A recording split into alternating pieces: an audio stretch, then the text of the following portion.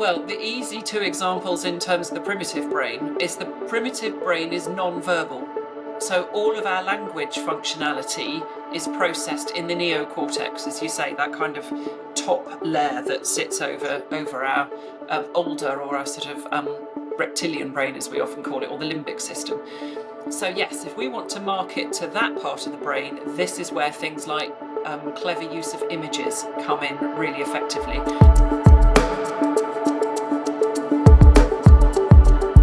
Hello and welcome to episode 11 of Future Marketing UK. Thanks very much for joining me. I have a very special lineup in this episode. I have a very special guest called Katie Hart, and I'm going to be talking about Neuro Marketing. Okay, now Neuro Marketing has been around for a few years. It's fair to say that Katie Hart is probably one of the leading authorities on Neuro Marketing in the UK. And I'm going to be talking to her in just a minute. But first, I thought it was important to introduce you into the concept of neuromarketing and, broadly speaking, what it's about. If you are selling to human beings, then this episode is going to be very relevant to you, because although all human beings are different, in some ways they're all the same. And we're going to be looking at tricks and other methods to get their attention, to make sure that your message sticks and resonates with them. And we're going to be discussing a whole lot of things about the human brain and how you as a business, with just a little bit of awareness on neuromarketing, can hopefully increase your sales and your general marketing effectiveness of your marketing campaigns. But first, I thought it would be useful to actually just go over a minute of talking about the actual brain as a physical object. And so I'm just going to show you a diagram. I'm just going to explain what it is. Okay, so let's just do that. I'm just going to transition over to that and minimize that. And what you should see now is an image of a brain. Okay. Now, you've probably seen lots of images of brain, and unless you're a brain specialist, all you know is different parts of the brain do different things. But the really key thing to remember is the neurocortex, which is this bit here, the wrinkly bit, as I would put it, is relatively new. And if I just bring up some sort of key facts about it, it's about 3 to 4 million years old. It's not always on. This is the bit that needs to sleep to optimize itself, to reorganize itself. And it can deal with cognitive elements such as past, present, and future.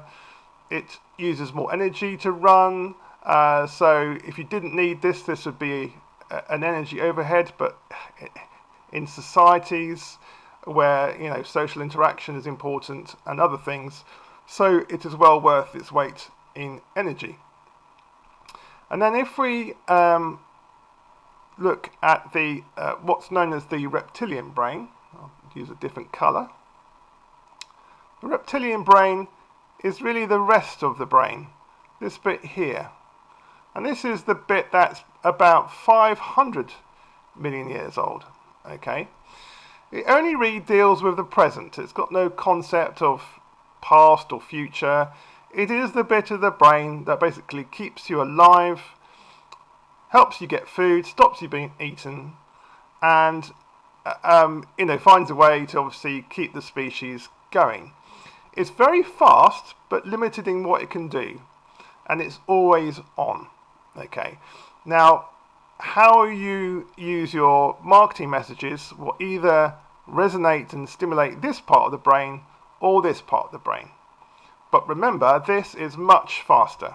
Okay, in essence, it's trying to do less, and it's highly optimized to work very fast. So if a tiger jumps out the bush at you, you're not having to sort of overly think about what you need to do. This bit kicks in, tells you to run away.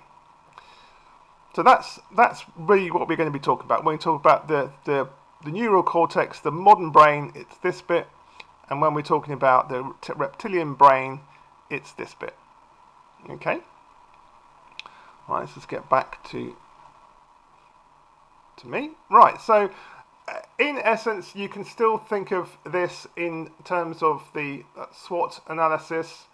Neuromarketing is about opportunities to you in your business if you can understand how to improve your campaigns, how to improve your website, how to improve your messaging. It's all about optimizing what you may do already, or it may give you some ideas about new campaigns or new messages.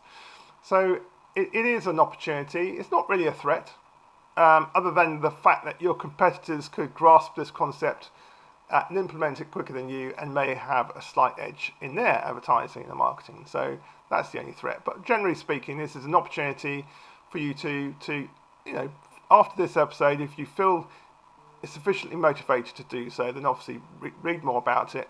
If you've got some money to spend, then please contact Katie Hart. As I say, she's the sort of the leading UK specialist with neuromarketing, and we'll give some details how to contact her at the end of the episode. Right, well, let's get straight to it. I'm going to welcome Katie Hart, and here we go. Welcome, Katie. Thanks so much for appearing on the show. I have some questions for you, and I'll be absolutely thrilled if you could have a go at answering them. But first, could you just give me a brief summary of your relevant education and experience to what that got you to where you are today regarding neuromarketing? I suppose really it's I've always been fascinated by people and why we do the things we do. So as early as I could, I started studying psychology, and then I had the early stages of my career in marketing, but didn't really join the two together, which is actually quite embarrassing to think about now. Thankfully, eventually, I saw the error of my ways and started looking into consumer psychology, sort of behavioral economics, but it was never quite enough. I still wanted to understand more. I needed to know more about why we do the things we do, and particularly why we were so bad at reporting ourselves in terms of our attentions and what we would actually do. So that then led me into neuroscience and studying the brain, which culminated in me doing a master's degree in applied neuroscience. That is absolutely fantastic. So you've got the experience, you've got the qualifications, and you've got the passion. That is really good. And so I don't know whether we covered this already, but what made you interested in neuromarketing? Did you have any personal experiences in life that made you interested in neuromarketing?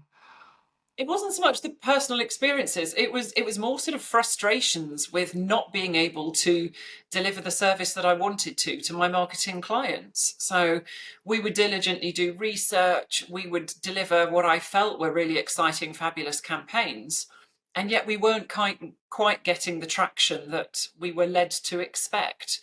So it was just a constant feeling that I was missing something, that there were other things out there. And the more I looked into that and the more I explored that, it felt like neuroscience was the answer, because essentially neuroscience allows us to go beneath what people can overtly report and to access subconscious information and subconscious responses, which are ultimately what drives our future decisions and behaviors. That is fantastic. That is incredible. So yes, it's kind of the missing ingredient of marketing campaigns. It's something that obviously a lot of businesses should consider when they're doing their marketing, in particular when they're trying to improve sales. Is obviously take account of the Euro marketing, which is absolutely fantastic. So in your mind, then, how best could UK businesses exploit? No, hang on, I've jumped the gun here. That's the next question off this one. What are the easy new Euro marketing wins that a UK business could embrace this year in 2025? What are the easy wins? I think some of the easy wins that we can all take away and apply are, firstly, making things really personalized. So very often in business we talk about ourselves as the business and ourselves as the organization and our track record, but the core parts of our brain that inform decision making aren't really bothered by that kind of thing. In order to get recognized and to attract attention in the first place, we've got to put the customer absolutely at the center of everything we do. So all the messages that we have, we just need to pivot them 180 degrees and present them from the point of view of the customer's experience. So instead of something, quite often we might be able to say that, due to efficient delivery networks, we can get your product to you within 24 hours, for instance. And yet, if we turn that round and say, you can have your product tomorrow, it becomes much more meaningful. So we're trying to find ways that we can position the customer right at the heart of everything we do and every message we communicate. I think the other thing that's a really quick win is to really drill down on the images we use. For too long, and I hold my hands up, I've been guilty of this as well. I think for too long, we've focused a lot on the copywriting and we've diligently crafted linguistic content. And then potentially at the last moment, you kind of jump onto Shutterstock. I know other image sites are available. You jump on somewhere and you find an image that feels about right, and you use that to pull together some information to go onto a blog post or something like that. It is so critical that we appreciate that actually we need to do that in reverse, because images are processed far faster in our brain than the written word is. So if we don't use the right image, or if there's something incongruent in the image we're using, then our audience may actually never get as far as reading the content that we've so diligently worked on. So yeah, there's lots and lots of things we can do, because that's the beauty of neuromarketing, is we can use it in terms of every aspect of marketing, from pricing strategy and developing brands through to images, copywriting, font selection, even every aspect we can actually see through the lens of neuromarketing. So there's a couple of quick wins there, but almost every aspect you want to touch or approach or consider, neuromarketing has an angle that it could apply.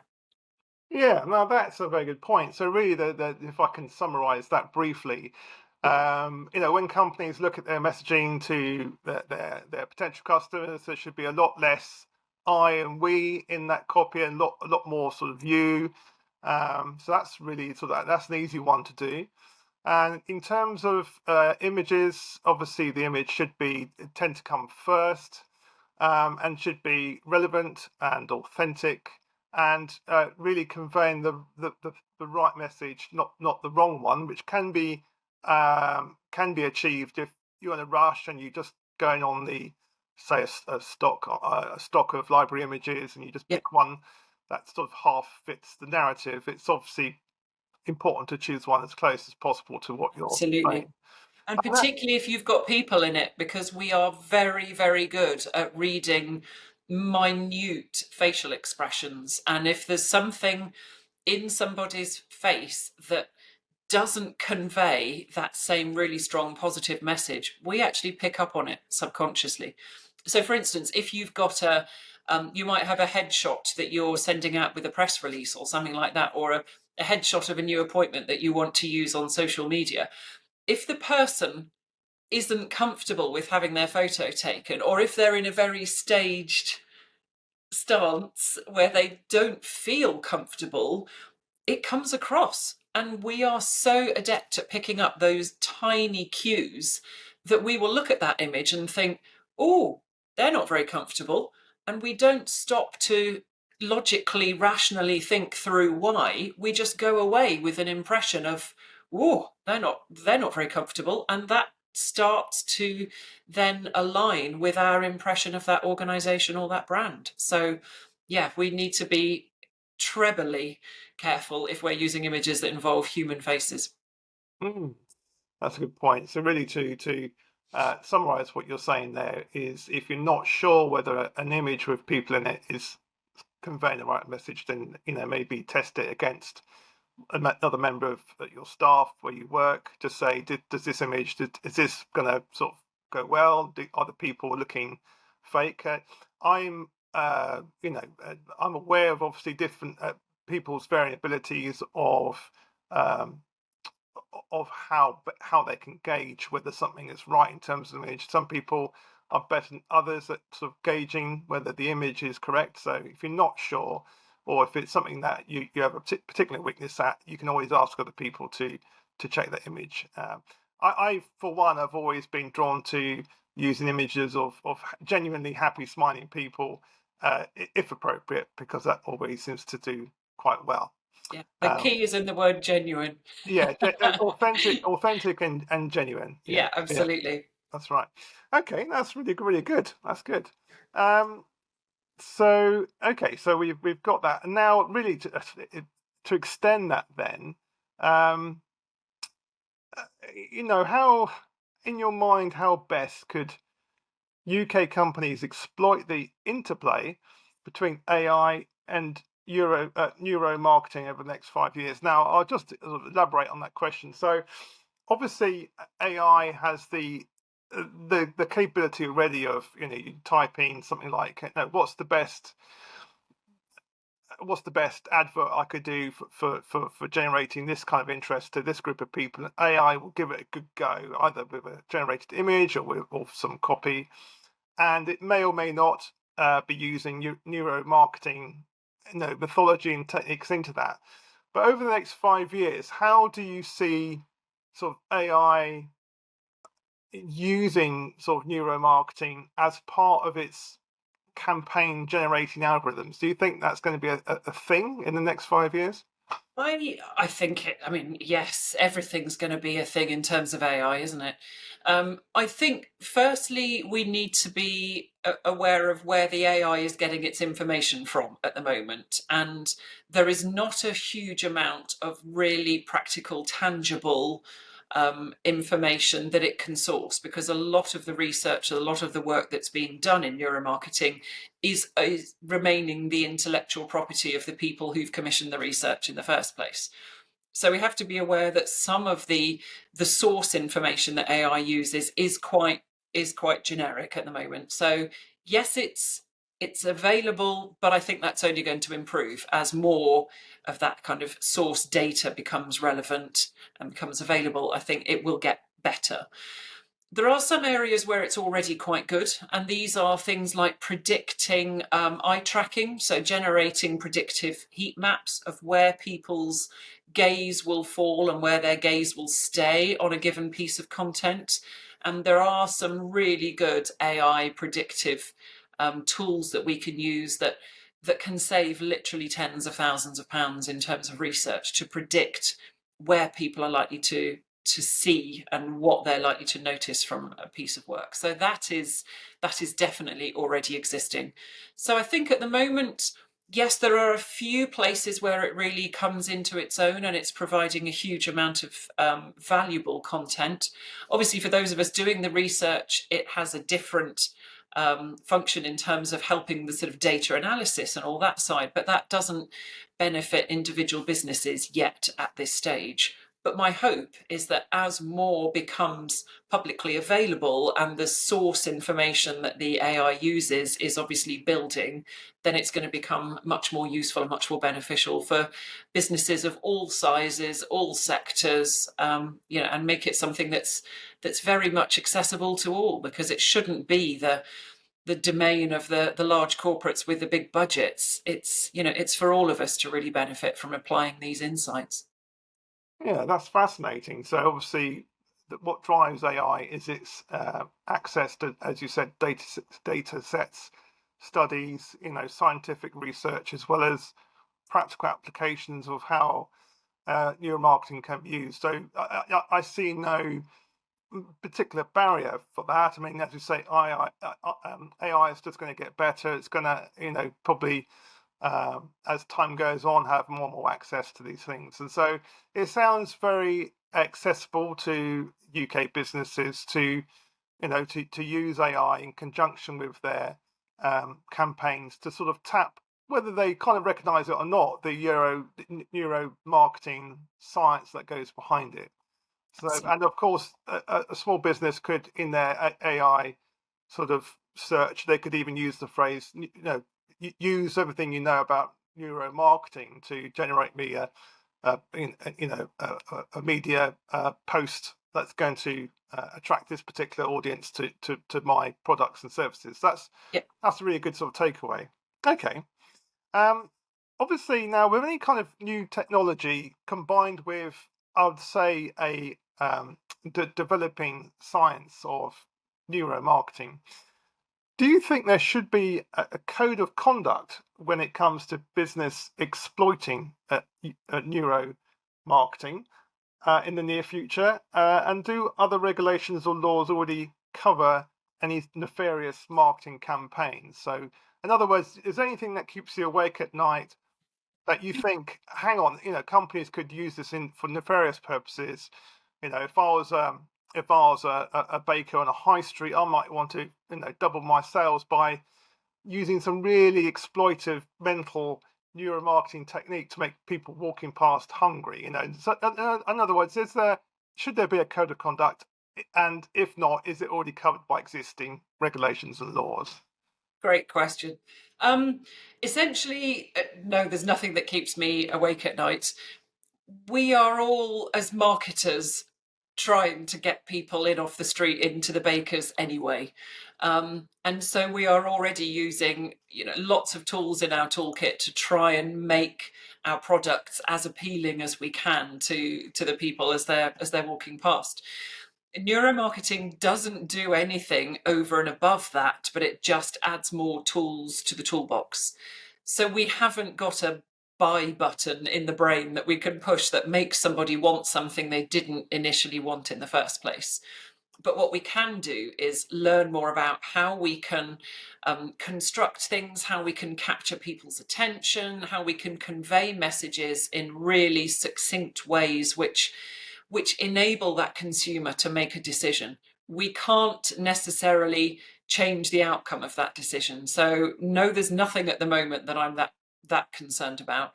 Having said that, a lot of us as neuromarketers do have our own sort of standards and ethics, and I've been approached by sectors that I've decided I wouldn't work with for my own purposes. So I think, yeah, that like any marketer, we have to ask ourselves, are we comfortable with what we're doing? Are we aligned in terms of values with what this organisation's objectives are? And if we aren't, then it's for each of us to do something about that. There aren't any code of conduct yet. There have been conversations about those. I suppose my fear is that usually the codes of conduct are actually reactive, and the technology and the applications of the technology are often quite further advanced than, than the code of conduct covers, and they're always sort of playing catch up. I think if you're starting out, if you look at the sort of ethical codes of conduct and practices of anybody like the Market Research Society, for instance, if you adhere to those kind of things when it comes to doing the research side, they stand you in really good stead. Also, the British Psychological Society use codes of ethics that I adhere to as well. And then if it comes to applying these codes of conduct, applying the neuromarketing insights going forward as a business, so not so much the research side, but looking at applying the insights that research has enabled us to uncover, really there aren't codes of conduct there either. It's just about doing things like split testing and seeing what works for your particular audience, because like any marketing, it's going to be a bit of trial and error. It's going to be us understanding as much as we can about our audience, and neuromarketing certainly takes that to a whole new level.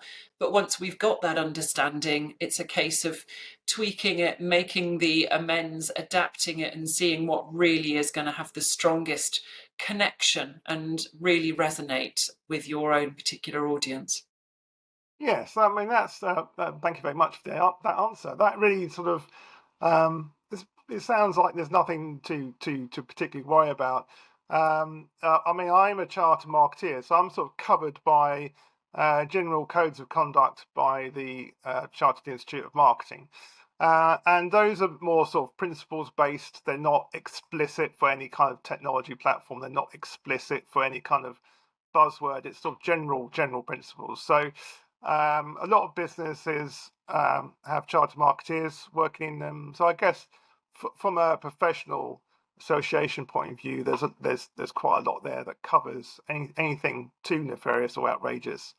And I guess the people that would use it in an exploitive, illegal or unethical manner are unlikely to be members of professional associations anyway. So, and that will just have to be dealt with through the existing rules and laws Yeah. if it's deemed bad enough. And most of us as professional marketers want our customers to be happy. We want to build loyalty. We want word of mouth recommendations. And you don't achieve any of that if you somehow hoodwinked them into making a purchase that they didn't feel that they wanted. So, yeah, most of us who are in the industry and in the profession are there for the right reasons, that we want to facilitate customers, we want to help them to identify what their needs are, help them to be able to find a resolution to that is appropriate for them and their particular circumstances. And, we want the relationships, not just the transactions. So I think most of us know where our own kind of values and ethics stand on that too. Okay, that's good. Thanks so much for that. Right. Is there any questions about neuromarketing that businesses or society should be asking themselves? So, because I'm not an expert at neuromarketing, I don't know whether I'm covering all the questions. Is there questions that you think businesses or society should be asking? I think certainly, I think as businesses, the key question is where and how can we be benefiting from this? Because the information is out there. There is a lot that is available, and although, as I've said, many of the research projects are protected through intellectual property, actually there are books, there are blogs, there are podcasts and things on it which enable people to start to explore and to start consider where it may work for them.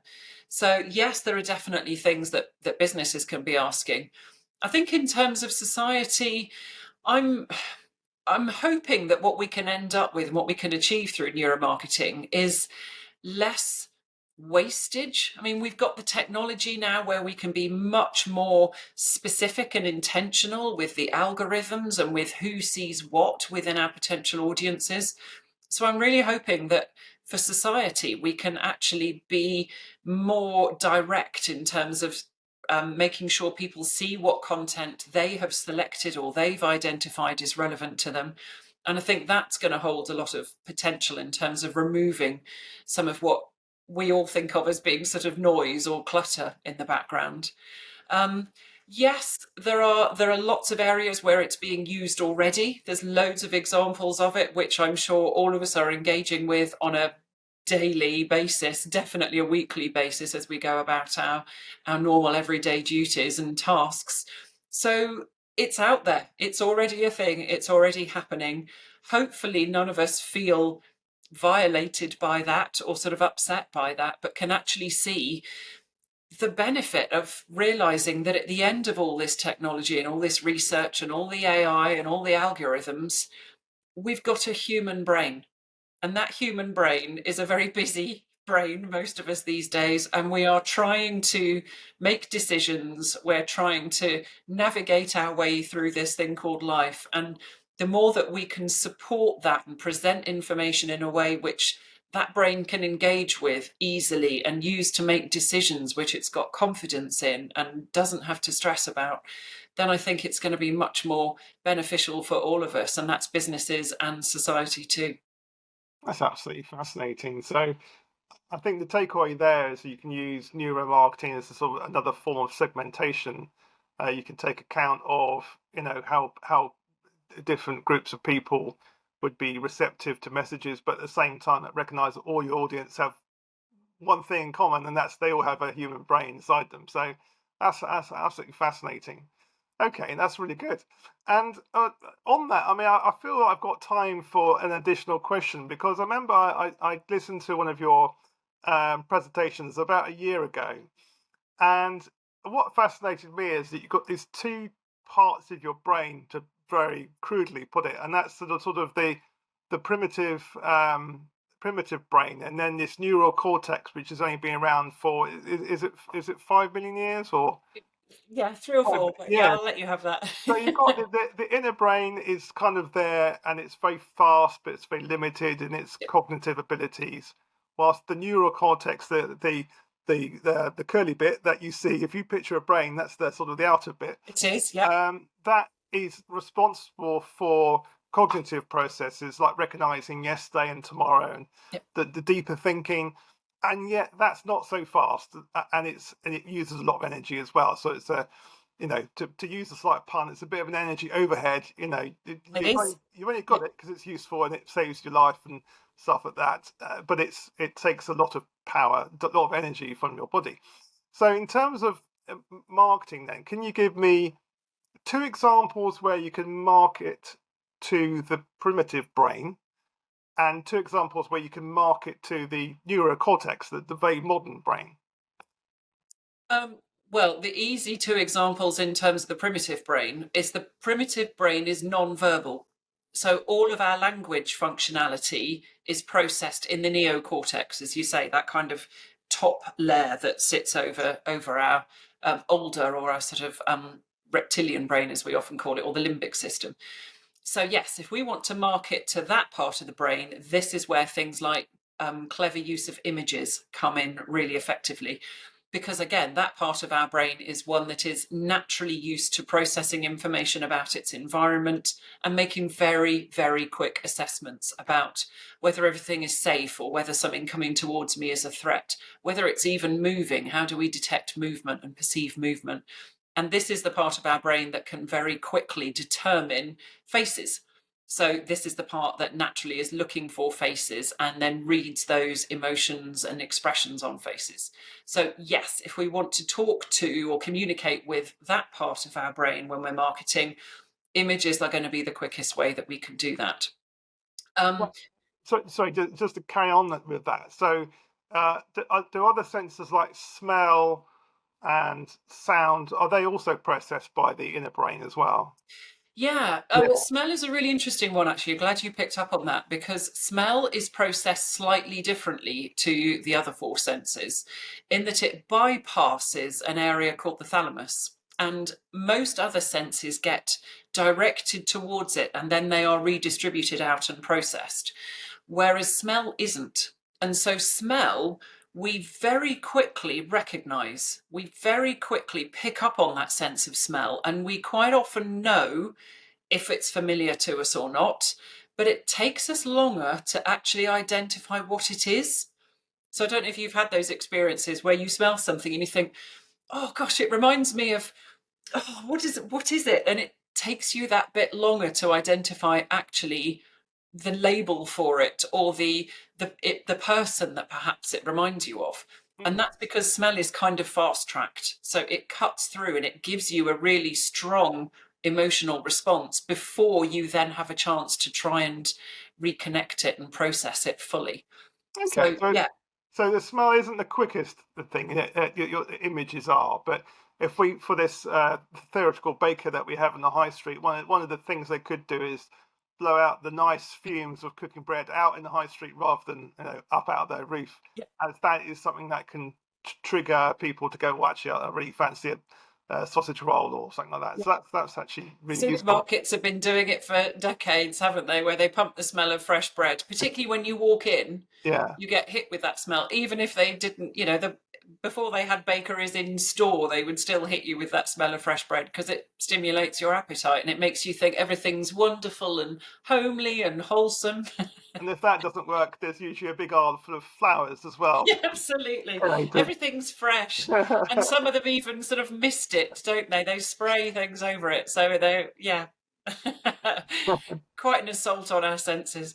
Okay, so that's really interesting that the primitive brain can't really process, written words. Yeah. It's images, to a slightly lesser extent, smells. But The other thing that's great in terms of targeting that primitive brain is when you're using images, is to take them from your audience's perspective. So things like the difference between, if we're looking at bikes, for instance, sort of mountain bikes, off-road bikes, instead of taking a photo of the bike presented from the side actually take it as if you were the person riding the bike. So it's your view, it's the kind of GoPro angle. Because again, that reptilian brain doesn't have to make the leap of imagining myself in that situation, because you're showing me myself in that situation. And so it's a very efficient way of engaging, because as we look around us at a very complicated visual environment, something like that just triggers the reptilian part of our brain, because it's looking at it and it's suddenly thinking, oh, I'm on a bike. And it's just enough to catch it out and to capture its attention.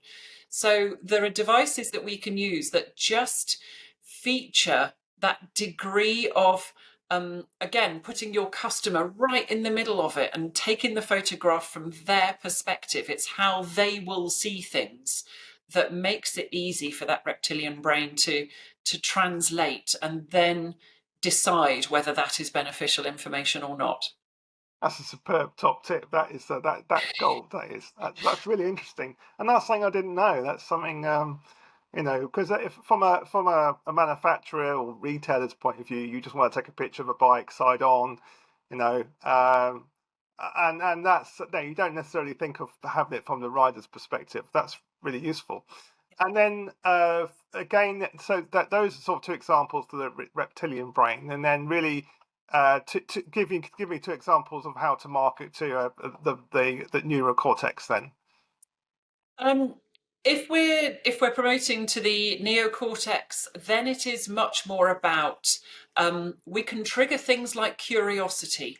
So if we can use humor or surprise or intrigue, so quite often things like wordplay work incredibly well. So if we've got big banner ads across websites or outdoor posters and things like that, where we can use wordplay, the neocortex needs to kind of understand things. So yes, it's got the cognitive capacity to translate language and to be verbal, but it wants to understand it. And if we need to put a little bit of effort into making sense of something, like where we used a word that has two different meanings and we use it in a different context, for instance, that is really engaging. But what it will also do is, because we've put that bit of extra attention and cognitive effort into it, it also increases our chance of it being recalled. So we are also getting an additional kind of bonus in terms of the memorability factor there. That's absolutely that's amazing. Yeah, I've enjoyed that. So yeah, that's interesting. So the neural cortex deals with curiosity. It deals with wordplay and stuff. I mean, one of my favorite adverts on the side of a van was many years ago when Tesco started to deliver food to people's houses. On the side, it was a big image of like close up of peas or carrots freshly cooked, and then the slogan freshly clicked. And I just Yep. thought that's just lovely. Whoever came up with that is it's so nice and it's so simple. Yep. And that And when you read something like that, there is a satisfaction. You like it and you think, yeah, that's good, and it literally sits really well with you. The other thing is that when we look at what's going on in the brain, we can see that when you have something like that, which does surprise you a bit emotionally, we've got you in a really interesting place, because how the emotions affect all of us changes the degree to which we are motivated to act, for instance, or how if we're in a very pleasurable state, we're not going to want to change from that state.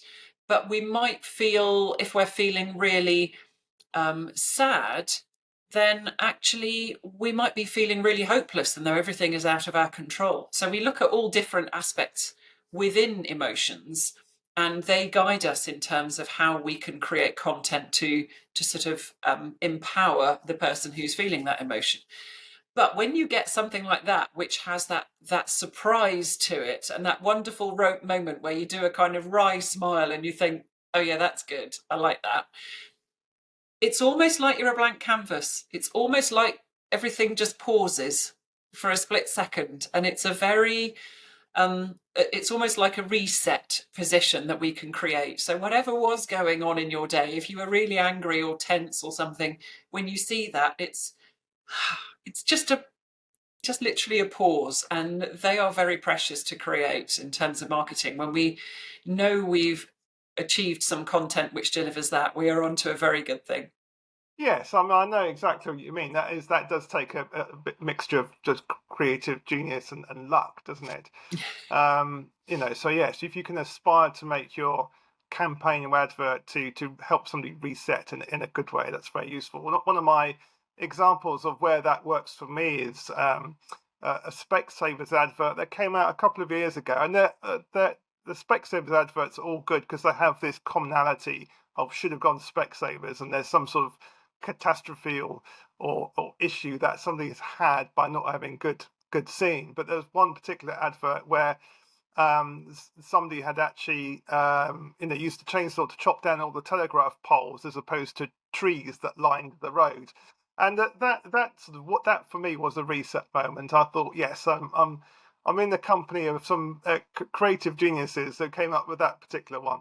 So okay, that's very, very good. Right, okay. So I think we finished all the questions, and I know that people watching this are going to want to be able to reach you if they want to have a bit of obviously one-to-one help with their neuro marketing strategy. I fully recommend people do get in touch with Katie Hart because Thank she you. is the go-to expert, I'd say, well, in the UK as far as I know. Katie, can you just explain to the listeners and the watchers what's the best way for them to contact you? Um, Putting my customer at the center of everything. You choose the format that serves you. I've got a website, which is katiehart.co.uk. I'm also on things like Instagram, which is at Neuro Katie Hart. And you can find me on LinkedIn, where I'm Katie Hart MSc. So hopefully one or other of those platforms will appeal to you. But yeah, any queries you've got, any curiosities you've got, do reach out, because I'm always more than happy to talk neuromarketing.